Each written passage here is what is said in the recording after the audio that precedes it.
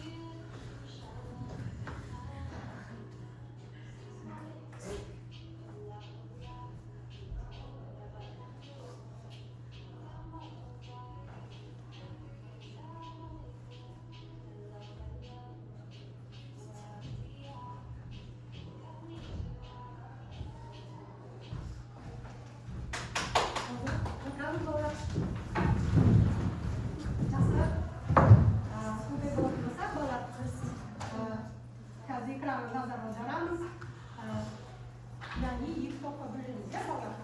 Ekranına bakacağız. Bütün yüz toplamızı alıp Asıl. Tasman. Так, екі штук на воду, 3 штук на воду. Хотелкамыз.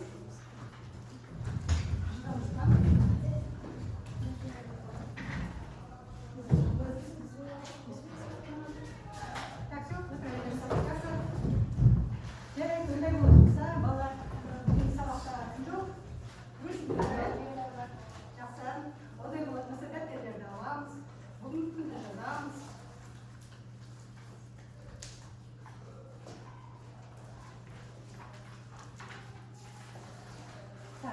Оқулықта бізде бигдата тақырыбы бойынша ашамыз біз оқулықты. 186 бет. Аштыңдар ма? Жақсы. Ондай болатын болса, сабақта жалғастырамыз.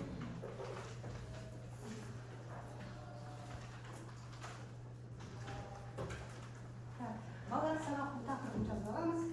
Бүгінгі сабақтың тақырыбы бигдата. Екі топқа бөліп, бір топ бигдата, екінші топ смарт сети. Жазып алдық па?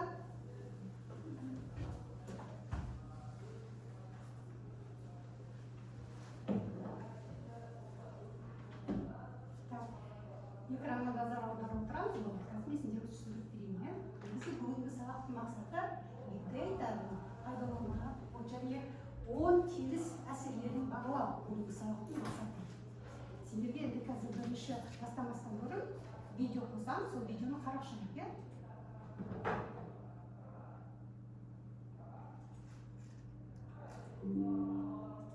Әр секундтардың ішінде үлкен көлемде мәліметтер пайда болатын және өңделінетін әлемде.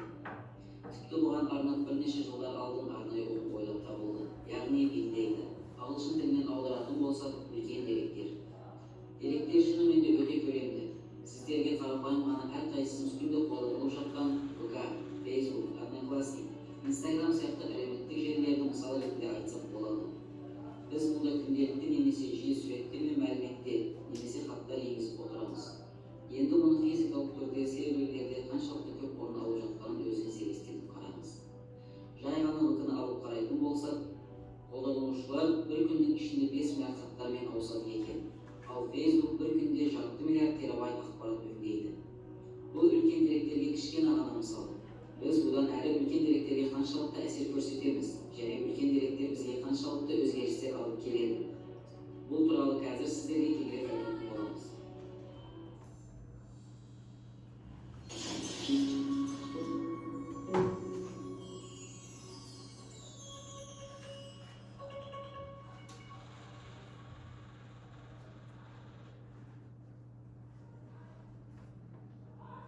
Бүгінгі таңда ақпараттық технологиялар бағытында белсенді дамып келе жатқан жаңа бағыт Big Data, яғни үлкен деректер. Соңғы жылдары үлкен деректер жұрт мойындаған экономикалық және технологиялық дамудың белгісі болып саналады. Үлкен деректер технологиясы ұғымы ақпараттық технологиялар саласына жақында ғана енді. Оны енгізген Cliff Routledge.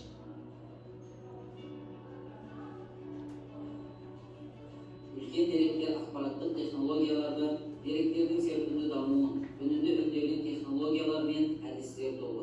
Ақпараттық технологияларда үлкен деректер адамдардың қабылдамалы үздіксіз өсу жағдайында тиімді. Көптеген тораптарды есептеу желісінде үйлестірген нәтиже алу үшін үлкен және едәуір алуан құрылымды және құрылымсыз деректерді құралдар мен әдістер өңделген тәсілдер топтамасы. Guardian компаниясының зерттеулері үлкен деректер технологиясы өндірістегі ақпараттық технологияларға, денсаулық сақтау, сауда, мемлекеттік басқарма және тағы басқа үлкен деректер қолданылатын салаларда байыпты ықпал ететінін болжайды.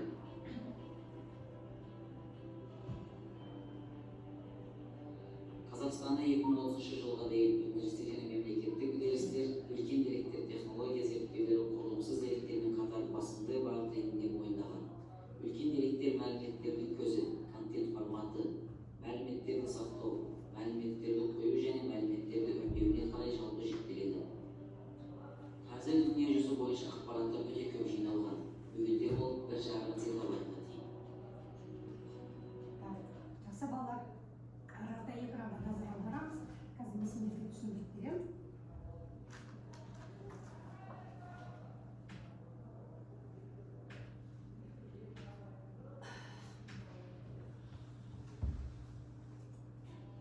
Бір күнде әлемде қанша ақпарат жасалатынын және ол қайда сақталатынын ойладың ба?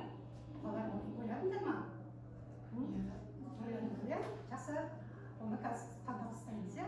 Жақсы. Келесі, негізгі қарап отырсаңдар, Big Data осы ұғымы қандай мағына білдіреді? Адам үшін ақпараттың шамадан тыс көп болуына пайдасы мен зияны қандай, қалай ойлайсыңдар балалар? Big Data деген үлкен деректер. Жақсы. Ал енді тыс көп болатын болса, оның пайдасы мен зияны бар ма адамда? Мысалы, Пайдасы көп сияқты. пайдасы көп сияқты, иә? Жақсы, әрі жалғастырамыз. Ондай болатын болса, балалар экранға назар аударамыз. Негізгі біз жасаған әрбір қадам, шерткен әрбір сілтеме, мысалы әрбір суретті біз шертеміз ғой. Шексіз сандық мұхиттың бір тамшысы болып есептеледі. Бұл ақпарат ағымы сонша үлкен, ол адамның ойы бұндай сансыз мұхиттың бір тамшысы болып есептеледі. Бұл ақпарат ағымы соншалықты үлкен, ол адам миы тікелей қабылдай алмайды, оны білесіңдер. Мысалы, күнделікті біз өмірде әлеуметтік желілер, Instagram, Facebook'те жұмыс жасаймыз. Және мысалы қалалық бейнекамералар, сенсорлық бар. Күнделікті хабарламалар, содан кейін справкамыз, анықтама іздейміз. Сол бәрі күнделікті өмірдегі ақпараттың жарғысы болып есептеледі. Келесі қарайтын болсақ, балалар, үлкен деректер дегеніміз не? Бұл ретсіз хаос. Бұл мысалы интернетте біз жыл күнде видео, мәтін, дыбыс бәрін қабылдап жүктейміздер. Үлкен деректер бұл дәстүрлі бағдарламаларды өңдей алмайтын, өте көлемді әртүрлі жылдам өзгеретін ақпарат жиынтығы болып есептеледі. Қарап тұрсыңдар ма, балалар? Енді келесі, негізгі үлкен деректер көзі болып не саналады? Балалар, ғаламтор және желілерде Instagram, Facebook, мысалы біз посттар жазамыз, тарихты қараймыз, стористарды қараймыз, иә? Келесі механикалық сенсорлық, ақылды құрылғылар, өндіріс датчиктері. Балалар, ақылды құрылғылар қажет кездеседі бізде? Үйлерде бар ма? Дұрыс, жақсы. Одан кейін ұялы телефондар, геолокация, қоңырау, қолданбалы деректер бізде соткаларымызда, ұялы телефондарымызда бар. Одан кейін бейнекамералар, қалалық камералар жүйесі, көлік қозғалысын тіркеу. Яғни қалада бізде көлік қозғалысын тіркейтін бізде бұлда мысалы осындай жүйе бар.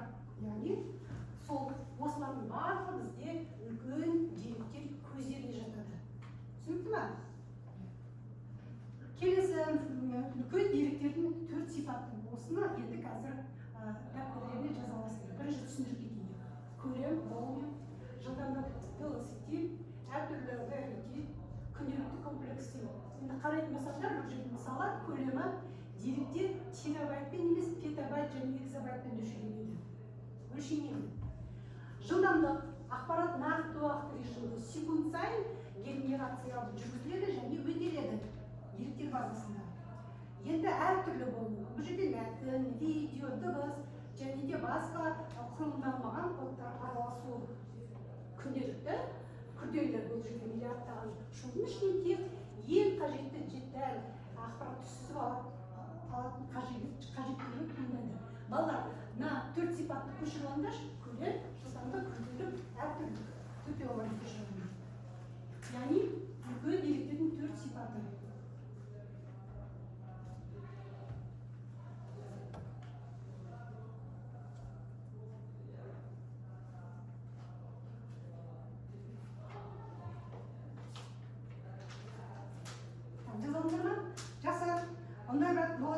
Жалғастырамыз. Енді айырмашылығы неде? Балалар қарайтын болсаңыздар, мына жерде негізгі көлемі, құрылымы, өңдеу құралы, өсу жылдамдығы. Бұл екіге бөлінеді. Дәстүрлі өзіміз күнделікті қолданатын. Үлкен деректер қарайтын болсаңдар, көлемі мысалы мегабайт, гигабайт дейміз. Ал енді үлкен деректерге келетін болса, бұл жерде терабайт, петабайт, биотабайт деген осы өлшемдер бар. Құрылымы, кестелер, базалар реттелген. Бұл жерде үлкен болатын болса, сурет, видео, мәтін ретсіз болады. Өңдеу құралы біз кәдімгідей қарапайым Excel-мен жұмыс істедік қой балалар. Excel-мен, компьютермен өңдейміз. Ал енді үлкен деректерде бұлтты технологиялар мен нейрожелілер болады. Келесі өсу жылдамдығы. Мына жерде біз мынау тұрақты баяу бір жерде тұрып қалған. Ал енді үлкен деректерге келетін болсақ, ол үздіксіз болады. Яғни оның бір шегі болмайды. Келесі айырмашылығы балалар осында дәстүрлі деректер және үлкен деректер. Келесі енді мына жерде деректерге өлшеу масштабын қарайтын болсақ, балалар біз қазір зеттабайт дәуірінде өмір сүріп келе жатырмыз. Бұрынғыда мегабайт, гигабайт деген ондай өлшемдер қазір уже көп қолданбайды. Қарайтын болсақ, балалар суреттерді біз мегабайт арқылы өлшейміз. Кинофильмдерді гигабайт арқылы өлшейміз. Қатты дискілер терабайт. Ірі корпорациялардың базасында петабайт. Одан ғаламдық интернет трафигінде экзобайт. Бүкіл әлемдік цифрлық мұра ол зеттабайт. Йотабайт болашақтың шексіз көлемі. Болашақта біз йотабайт болғанды есептейміз. Яғни қарап отырсаңдар, мынадай осындай деректерді өлшеу масштабы үлкейіп келе жатыр. Қарасаңдар осындай көрсеткішті көруге болады. Яғни қазір біз зеттабайт дәуірінде өмір сүріп келе жатырмыз. Келесі енді үлкен деректердің экономикаға әсері. Бұл енді оның керек деп ойлайтын шығарсыңдар. Бұның өте керек қажет қазір. Мысалы, денсаулық сақтауда. Мысалы, миллиондаған пациенттер өзінің ауруларын мысалы тарихын талдау арқылы алдын ала жаңа ем алады, одан кейін жаңағын емдеу үшін дәрілер жасалады. Оны бәрін зерттейді. Енді келесі экономика және қаржы. Бұл жерде нарықтағы өзгерістерді болжау, транзакциялар, қанша транзакция өтті, бақылау және алаяқтыққа қарсы күрес. Бұл бізде экономикамен және қаржы қарастырады. Келесі бизнес және технология. Клиенттің мінез-құлқын зерттеу және ұсыныстар жасау және жасанды интеллектті оқыту. Яғни үлкен деректердің экономикасына осындай әсер етіледі осындай жағына. Келесі Қазақстанда үлкен деректердің ұры бізде Егов-KZ жатады.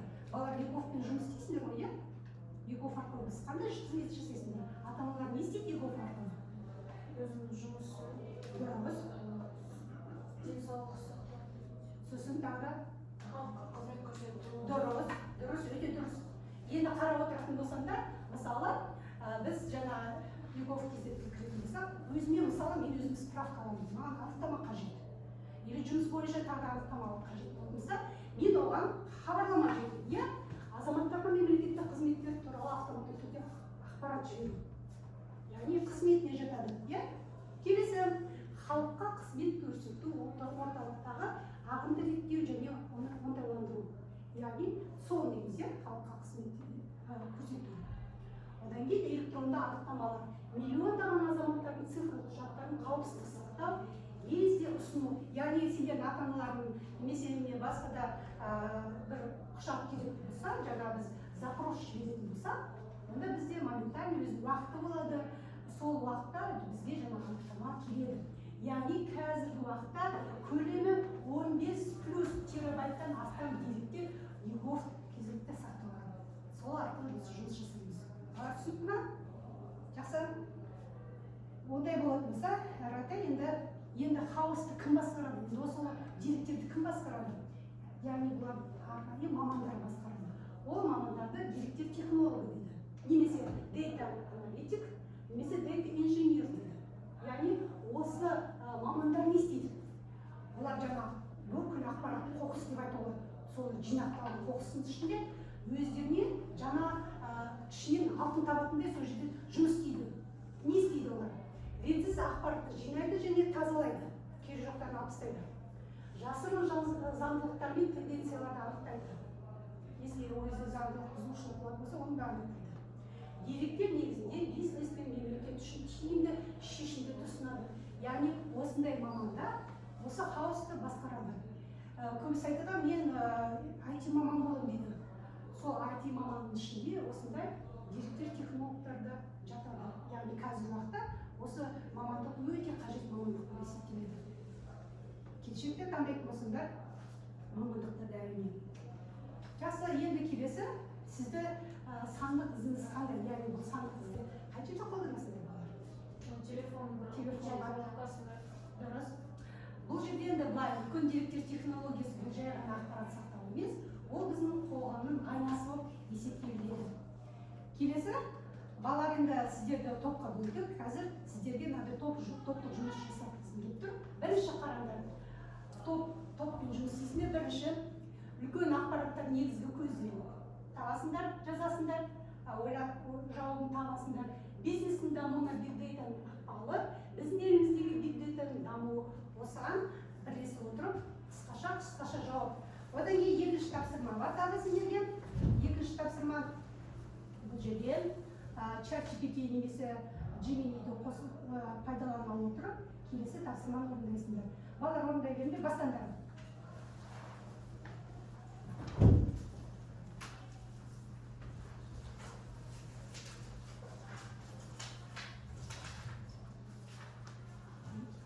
Қалдарында жазып тұр. Қараңдар балалар. Бірінші тапсырманы орындайсыңдар. Екінші тапсырма кез келген жасанды интеллект чат-ботын қолданып келесі сұрақтарға мынадай жауап беру керек. Қарап отырсыңдар ма балалар? Бірінші биг дейта медицина саласында адам өмірін құтқаруға қалай көмектеседі, соған бірнеше сұрақтарға жауап берсін. Ұялы телефондарым бар, компьютерлесе жұмыс істейміз. Сіздерге 10 минут беріледі.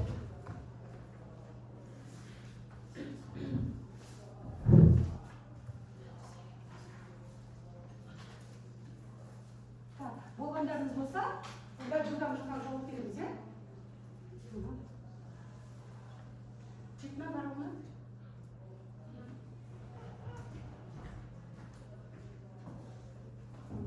Жұмыс істеп жатырмыз ғой, балалар?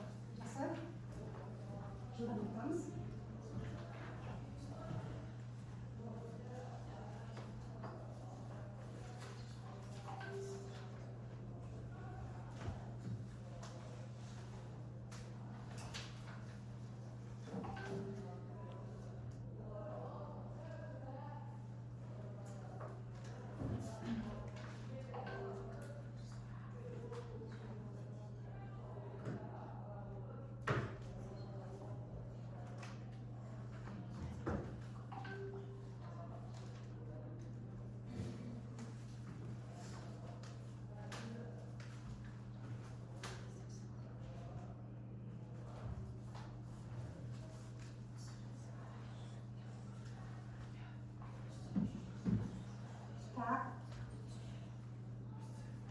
Aralarında bir жетекші шығып, алға келе болатын болсаңдар.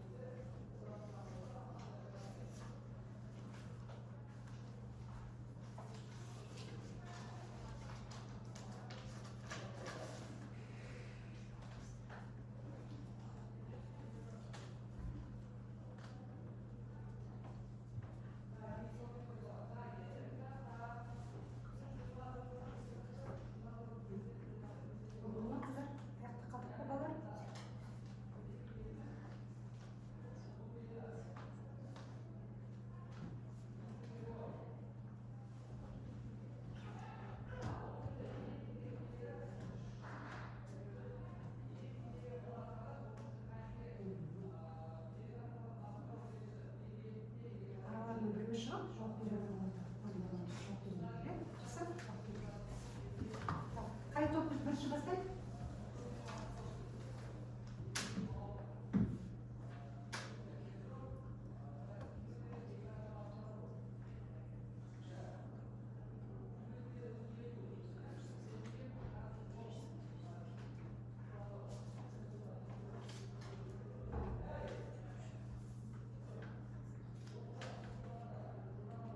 Тоғай. Бастаймыз. Мен біздің елімізде бig data даму ортасын цифрландыру бағдарламалары арқылы дамып келеді. Банктердің егов жүйесінде кең қолданылады. Онлайн қызметтер мысалға Каспи халық өте дамыған. Жасап. Так. GPT кім толықтырады балалар? Үлкен ақпараттардың негізгі көздері әлеуметтік желілер, Instagram, TikTok, Facebook және тағы да басқалары, онлайн сатып алу және төлем жүйелері, мобильді қосымшалар мен құрылғылар, банктер мен қаржы ұйымдары, датчиктер, GPS, смарт құрылғылар. Жақсы, келесі. Так, келесі жасанды интеллект кім жауап береді? Қандай жауаптар алдыңдар? Big data медицинада мейрамдаған пациенттердің деректерін салыстырып қалыпта ойларды болжауға көмектеседі. Мысалы, қант диабетінің пайда болуын, қалыптың қан талдауы, өмір салты бойынша алдын ала есептейді. Тағы бір ауруханалардағы бұл құрылғыларды дәрігер пен дәрігер санын алдын ала жоспарлау, бұл шұғыл науқастарды тез қабылдауға көмектеседі. Келесі топ бастаймыз. Big Data дәрігерлерге дұрыс шешім қабылдауға және қауіпті жағдайларды алдын алуға көруге көмектеседі. Бірінші мысал, жүрек соғысы, қан қысымы сияқты көрсеткіштерді смарт сағаттардан жинап, инфаркт қаупін ескертеді. Екіншісі мысал, науқастың бұрынғы ем нәтижелерін талдап, оған ең тиімді дәріні таңдап беруге мүмкіндік береді. Жақсы, келесі. Ана. Big data арқылы компаниялардың сенімді шешім қабылдайды. Мысалы, қай өнім жақсы өтеді, қай өтпейді, бәрін таңдай алады.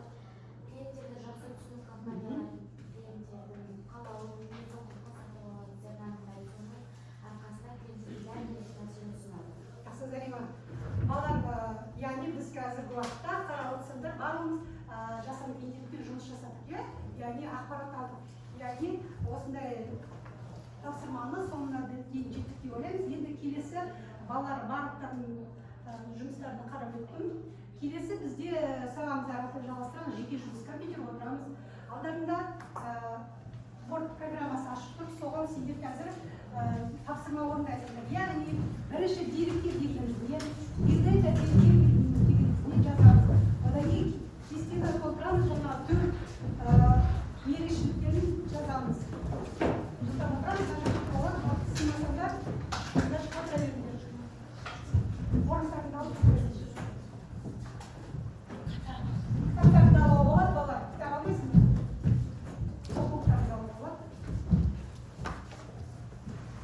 Яғни оқулықпен жұмыс істейміз.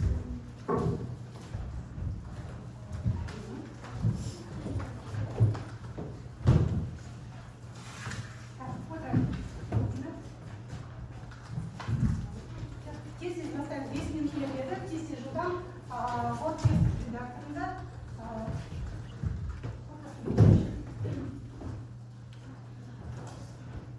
бастаймыз, иә?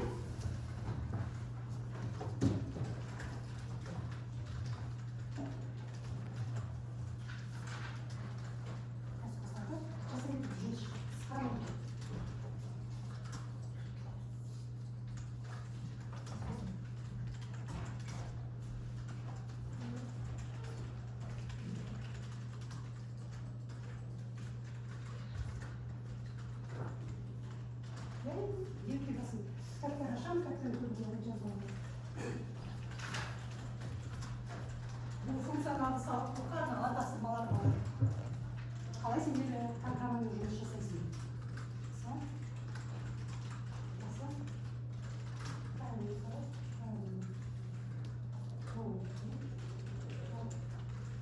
Жылдан табым орындады, қолдарды созамыз.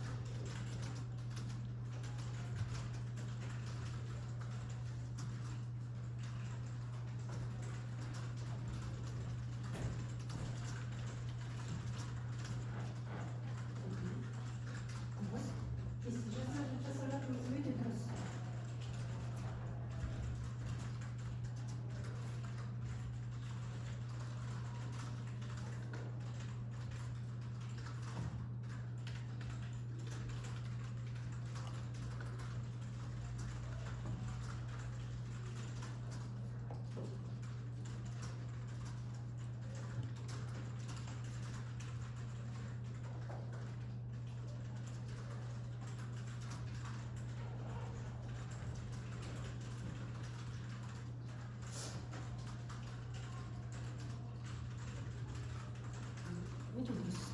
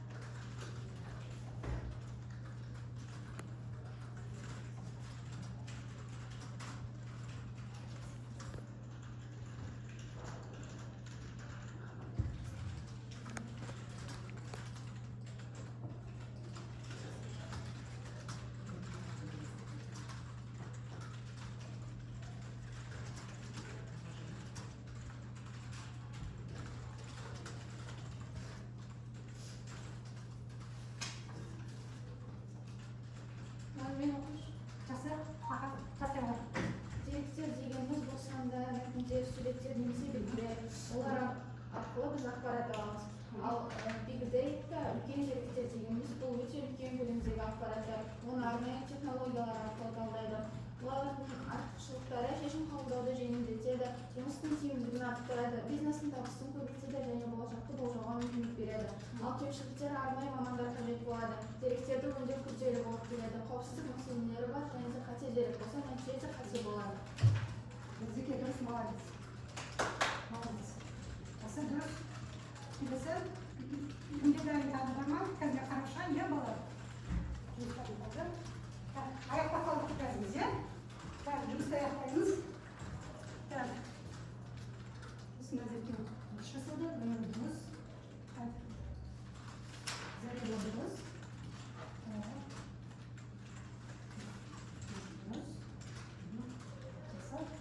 Аяқта қалды. Бала 1 минут берген, 1 минут қалды. Шырайлы кішкене тезірек. Аяқта жұмысты. Один молодец.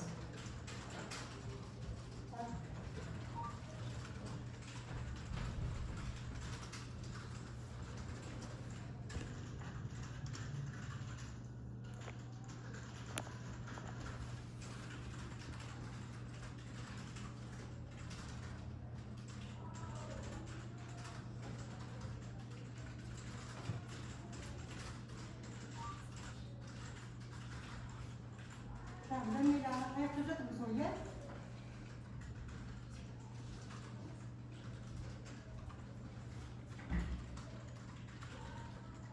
Так, балалар, жұмыстарымызды аяқтаймыз, партаға келіп отырамыз орындарымызда, иә? Жақсы?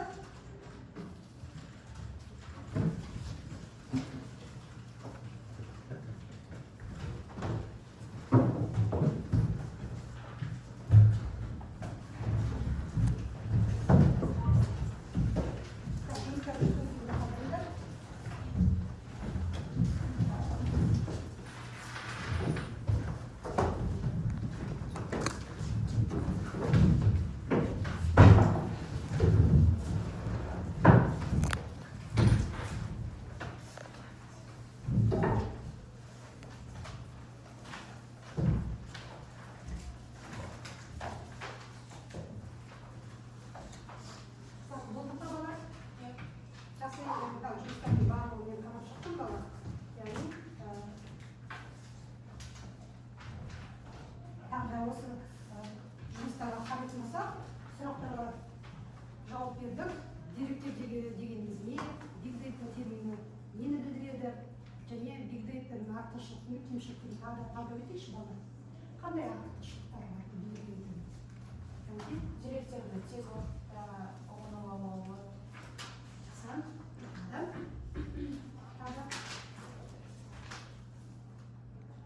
Кемшіліктерін мысал келтіріңізші, мысалы қандай кемшіліктер бар?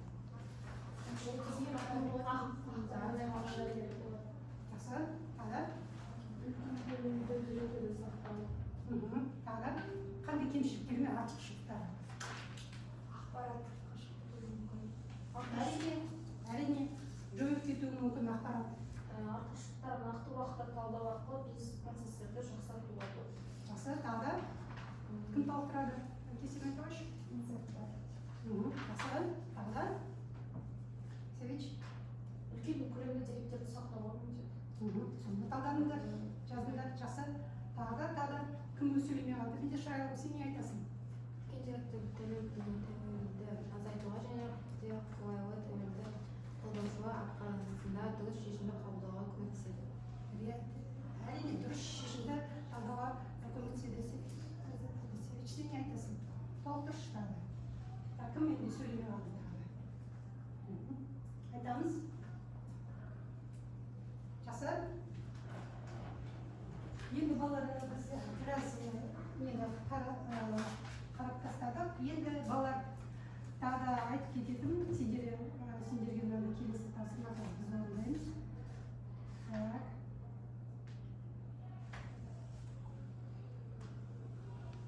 Қазір тәжірибелік жұмыс жасаймыз, яғни сілтеме арқылы біз осы тапсырмаларды орындап көреміз, иә балалар.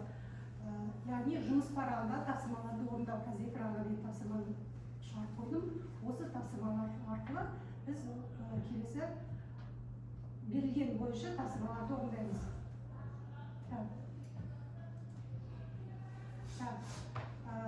23-24 параграф оқып жатырмыз ғой, Big Data. Яғни бірінші бізге анықтама берілген. Анықтаманы оқиыншы балалар, кім оқиды?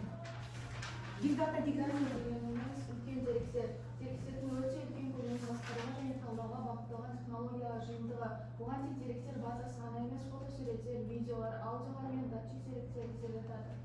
Адияр оқыш, негізгі ерекшеліктерін оқыш. Деректер электронды қазіргі таңда фотобейне. Жақсы. Енді осы сәйкестендіру тапсырмасын орындаймыз. Тақтаға кім шығады? Өздерінің орындарын шығуы. Big Data'ның 4 негізгі сипаттамасын сәйкестендіреміз. Тақта ашатындар бар ма? Көрінген тұр, тақта ашу.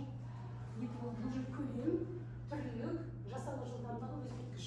Көлемге деректердің Апарамызда қоямыз, иә? Жылжын. Сметро жерде. Қайсына апарамыз? көлемге. Көлемге. Жақсы, келесі кім айтады, орындарын айта бермеші? Алуан түрлілігі дегенде құрылымдағы және құрылымда маған Жақсы, келесі екінші қатары. Балалар айтамыз. Белсенді қатысаңыз.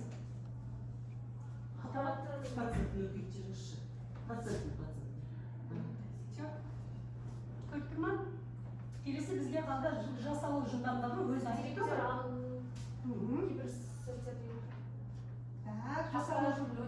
Жасалу жылдамдығы. келесі. Өзгергіштік деректер алудың кейбір сәттерде тырысығы. Тексереміз. Барлығы керемет дұрыс балалар, дұрыс жауап беріпсіңдер. Келесі енді келесі тапсырманы орындап көреміз. Енді бұл жерде Big Data артықшылықтары мен кемшіліктерін топтастырамыз.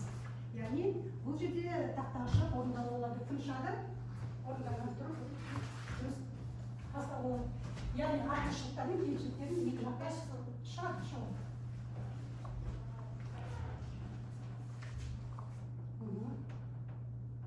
Жақсы, келесі Big Data деректерін жинау және сақтау кезінде құпиялық мәселелерді тудыруы мүмкін. Келесі кім шығады? Тақтаға шығамыз. Кемшілігі. Келесі клиенттер арқылы жақсы түсіну, жекелешік Артықшылығы. шығамыз тақтаға. Белсене қатысамыз балалар. Қорықпаңдар. Келесі жылдам балалар. Атина шықшыш. Келесі Атина шады. Big Data өңдеу және талдау үшін арнайы технологиялар мамандықта қажет пе? Әрине, қажет. Жақсы, келесі Севич шығамыз сіз. Big Data тәуекелді анықтауды және оларды басқаруға көмектеседі. Көмектеседі ме? Қазір тексереміз. Жақсы, келесі Big Data деректерді талдау үшін бизнесті немесе ұйымның шешім қабылдау процесін жақсарту. Жылдам. Big Data деректер сапасы әрқашан жоғары болмауы мүмкін.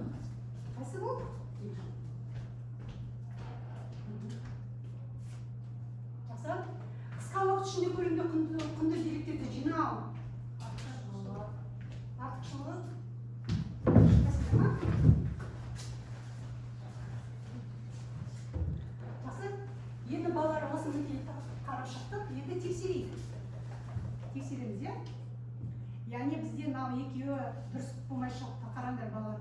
Бұл жерде big data жеке деректерді жинау кезінде сақтау кезінде құпиялық мәселелерді тудыруы мүмкін. Ол бізде кемшілікке жатады, иә.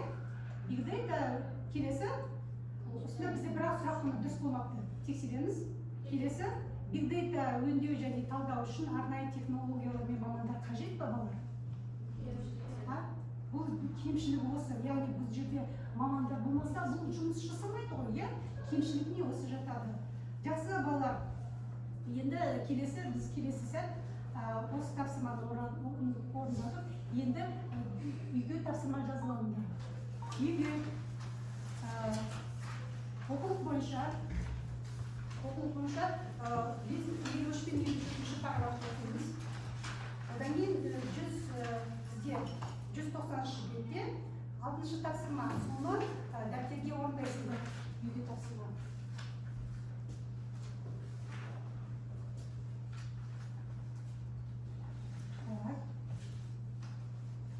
Жазылдық па? Енді балалар үйге жаңа тапсырмаларды бағалау үшін мен келесі бағаларды қойыштым. Экранға назар аударамыз. Балалар қалай? Назгүл қалай жұмыс жасады? Жақсы жұмыс жасады, иә? Нәзерке де қалай отырды? Ерекше жұмыс жасады. Наргиза саған кішкене ширақ керек, иә? Кішкене тапсырмаларың бар, бірақ та кішкене ширақ орнынан тұрып жұмыс жасау керек. Алдияр бүгін бізде кішкене белсенді болмай отыр, бірақ та компьютерді жақсы меңгеретін бала. Енді тәжірибелі жұмысқа кішкене бір бала төмендетемін.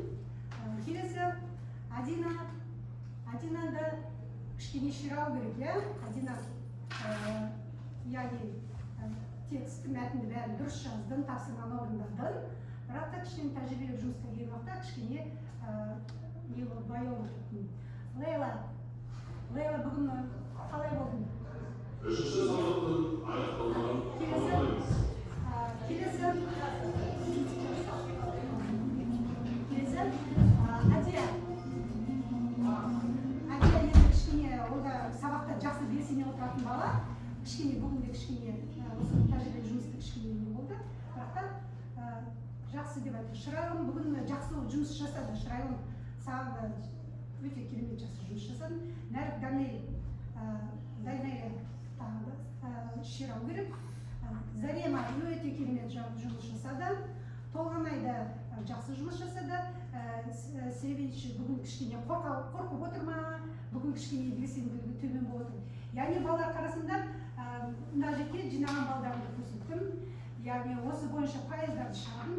Осы бойынша сендерге мысалы мынандай диаграмма көрсетіп бердім. Осы диаграмманы қарасаңдар, сендердің жаңағы бүгінгі жұмыс белсенділіктерін осыдан көруге болады.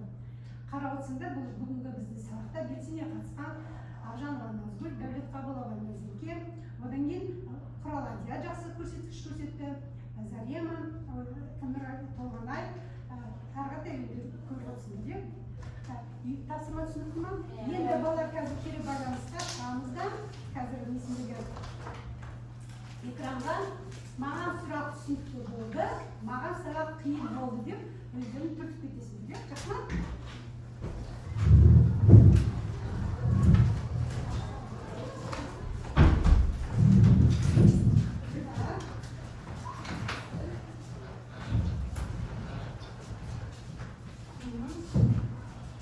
Сонымен сабақ аяқталды, балалар жайындан шығарып болады. Сұрақтарың болса, жасаңыз, иә?